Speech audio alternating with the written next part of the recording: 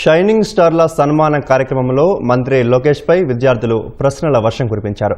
చిన్నప్పటి సంగతులతో పాటు రాజకీయ రంగ ప్రవేశానికి ప్రేరణ ఏంటి అంటూ ర్యాపిడ్ ఫైర్ క్వశ్చన్లతో సమాధానాలు రాబట్టారు. తాను చదువుకున్న రోజులను గుర్తు చేసుకుంటూ వీటన్నింటికీ ఓపికగా మంత్రి లోకేష్ సమాధానం చెప్పారు. ప్రభుత్వ పాఠశాలల్లో చదివి ఉత్తమ ప్రతిభ కనబరిచిన విద్యార్థులే ఏపీ విద్యా వ్యవస్థకు బ్రాండ్ అంబాసిడర్లని, ఏపీలో అమలు చేస్తున్న సంస్కరణలపై జాతీయ స్థాయిలో చర్చ జరుగుతోందన్నారు. First bencher or back bencher sir? Back bencher, pure back bencher. Absolute last లో కూర్చునేవాడిని, సెకండ్ కూడా కాదు, అబ్సల్యూట్ లాస్ట్. రౌడీ బ్యాచ్ మేము అందరం. Sir, who was your strictest teacher sir? Madam గారు ఇప్పుడు నన్ను తిడతారేమో. మంజుల మేడం గారు ఉండేవారు, mathematics. She was the most toughest teacher on me.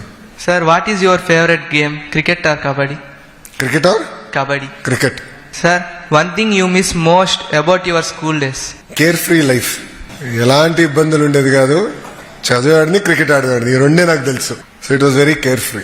Sir, which is harder, facing an exam or facing the assembly? Both are equally hard.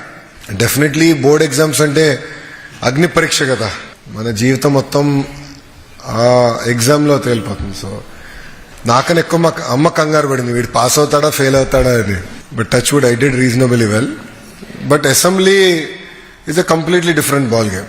Sir, how nervous were you in 10th exams? Very nervous. Exam కానీ results వచ్చినప్పుడు ఎక్కువ nervous కొనాలి.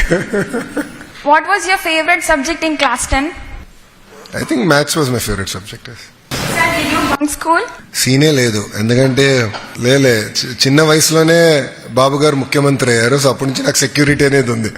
So నేను గోడు దూకితే వాళ్ళు నా వెనకాల పరిగెత్తుకుంటూ వచ్చి మళ్ళీ ఇటు గోడు ఇటు వేసేవారు. సో అవకాశం దొరకలేదు నాకు బంక్ చేసేదానికి.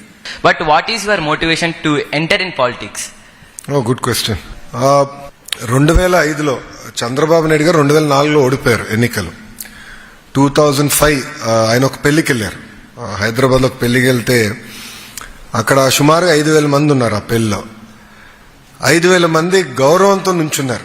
సో ఆ రోజు అనిపించింది, అంటే మాజీ ముఖ్యమంత్రి అయినా ఇప్పుడు లీడర్ ఆఫ్ అపోజిషన్గా ఉన్నా ఇంత గౌరవం వేరే ఏ ఫీల్డ్లో తక్కదు, ఎవరికి రాదు. అందుకే రాజకీయాల్లో మంచి చేస్తే దాని మించింది ఏం లేదని ఆ రోజు నిర్ణయించుకున్నా. సో నా స్టాన్ఫర్డ్ ఎస్ఏలో కూడా నేను చాలా స్పష్టంగా రాజకీయాల్లోకి వస్తానని కూడా రాస్తాం జరిగింది. So that was the day I decided that I will join politics.